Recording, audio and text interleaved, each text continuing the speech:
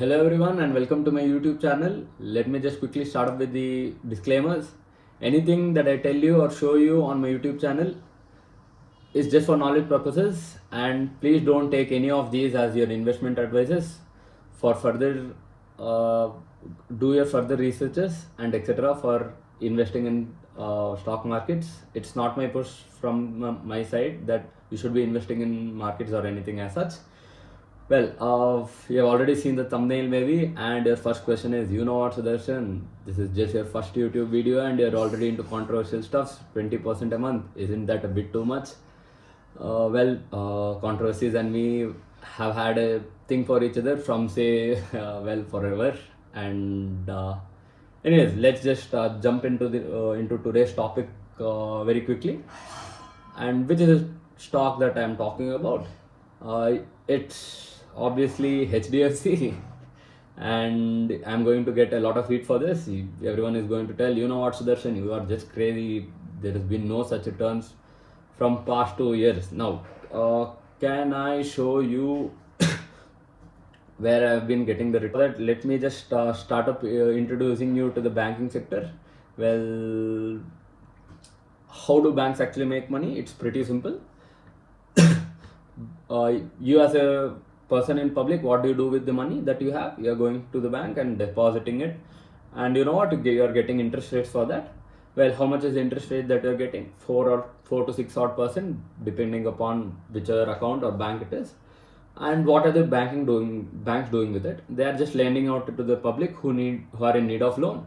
They are taking commission, as I can say, they are giving it at say 8 to 10%, depending on the purpose the loan has been taken on, and they are making commissions out of it, say 6%, 8% odd. And that's how banks actually run. That's their major business.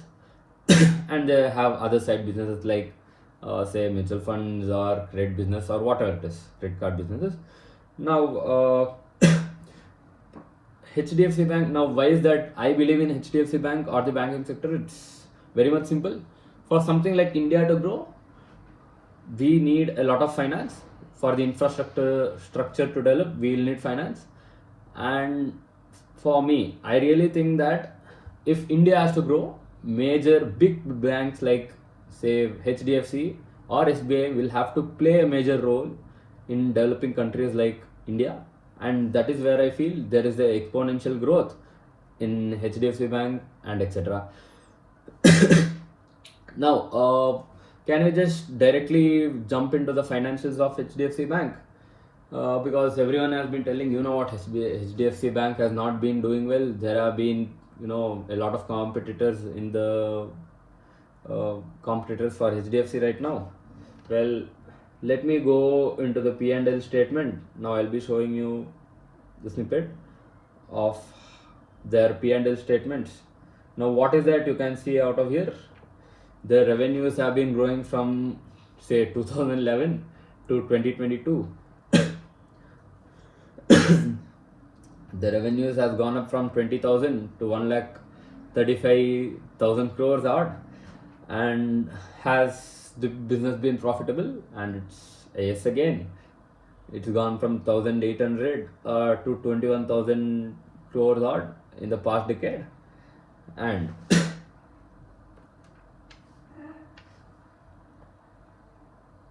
and as their margins been growing, yes, it's from 9%, it's up to till 15% at present, and they have been doing well.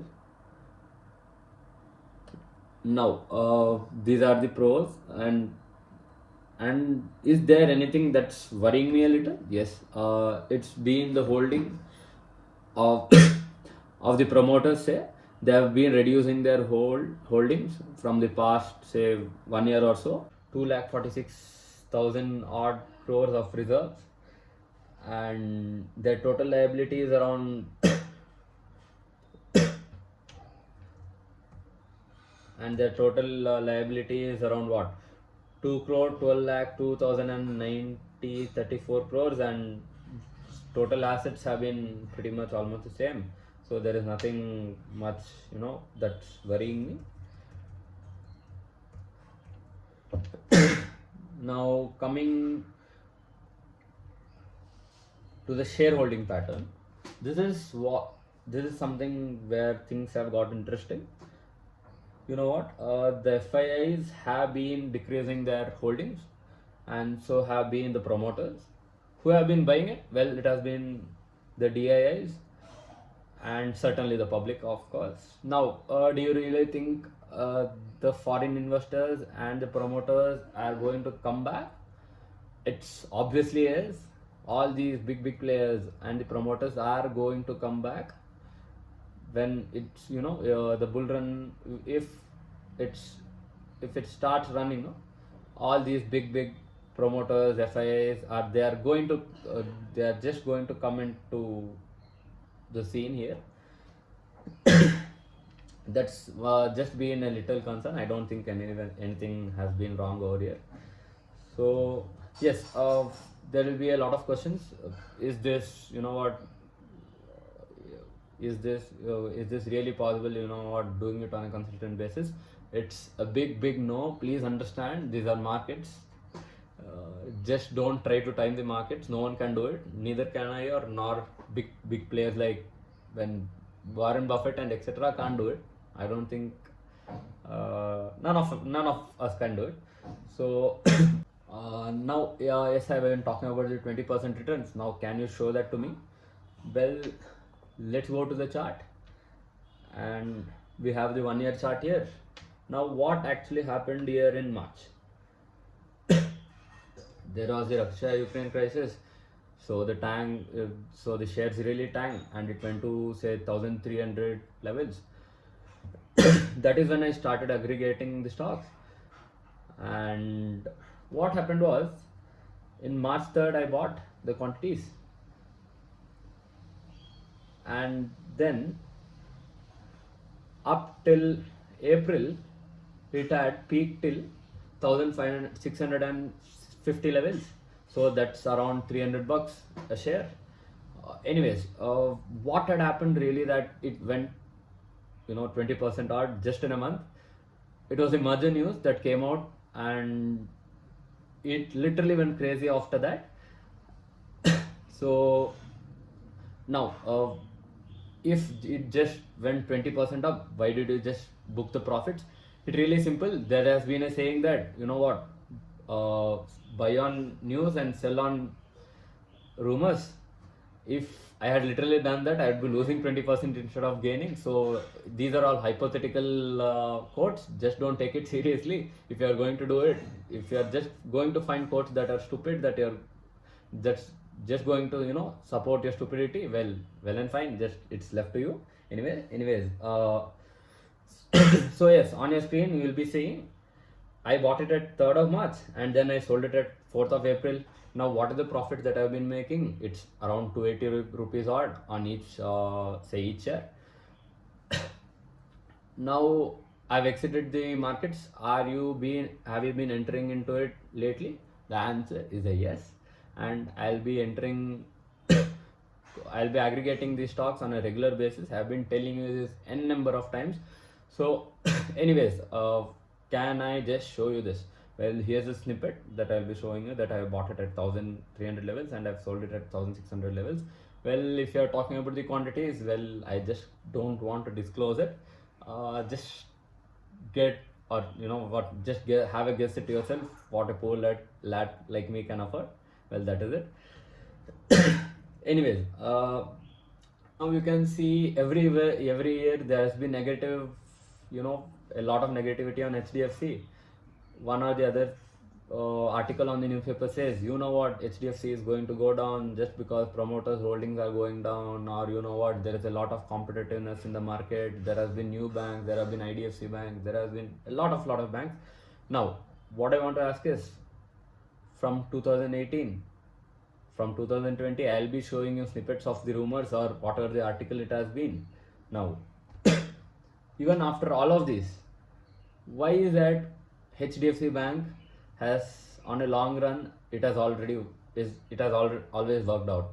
The answer is really simple. HDFC is one of the most efficient bank in our country, and it will always run until their fundamentals are there is some fundamentally something wrong, it's always going to run. There can be IDFC, or there can be whole lot of banks coming to the market, but HDFC Bank is HDFC Bank, and nothing changed until there is going to be something wrong, or there is some scam or whatever it is. There is some fundamentally wrong with something with that bank. It's I don't think they are going to close their business, and it's going to run forever. Well, after all of this, my only question is very simple. What has been the impact that it has been playing out on HDFC after all these banks? Keep say IDFC, there have been a lot of small cap banks like AU Finance and etc. etc. etc. The telling is that they'll take away all their business. Now, just go back and just go into the chart and see what has been the impact that has been playing out on HDFC. It has been absolutely nothing. They have just been increasing every aspect of their game, and they have been improving every year, and their business has been going up every year, and it still stays the same. Before that, let me just tell you, let's come back to the balance sheet, and there will be borrowings, and you will tell, what, Sudarshan, borrowings have been going up and it's really massive. Well, let me be very clear. Borrowing, it's a good thing for banks to borrow money because they lend it out to people at higher interest rates. So just have that in mind. Any bank that you are analyzing, just have this in mind, that if their borrowings have been going up, they'll be obviously lending that money to others, and will be making more, and it will be more profitable actually. So there are no such concern to say. So now let's just quickly wrap it up. Now, what's my conclusion on this?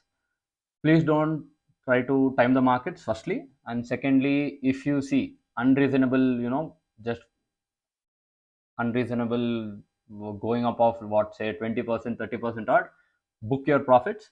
And thirdly, I'll always be bullish on banking sector for, say, at least another 10-20 years. And why is this? Because I majorly think that if something or someone like India has to rise up as a major global economy, then banks like HDFC will have to obviously play a major role in it, and that is why I believe in this narrative.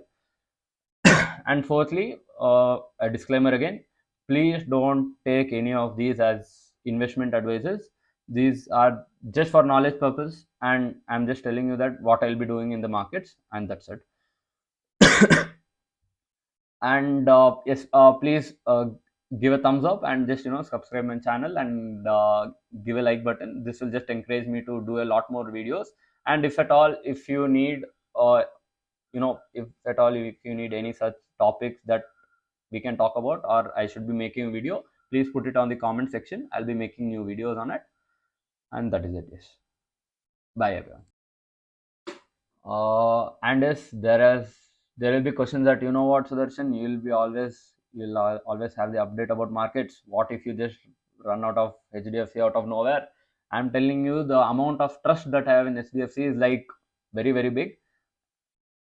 I believe them very much, and I am going to certainly, just if the stock goes like, 30% minus or 40% minus, at that time also, all I'll be thinking is about aggregating more, and there is no there is no chances of me telling that, what, I'll won't buy HDFC from now on. That will only happen when I find there is something fundamentally wrong with the banking business or HDFC, for to say.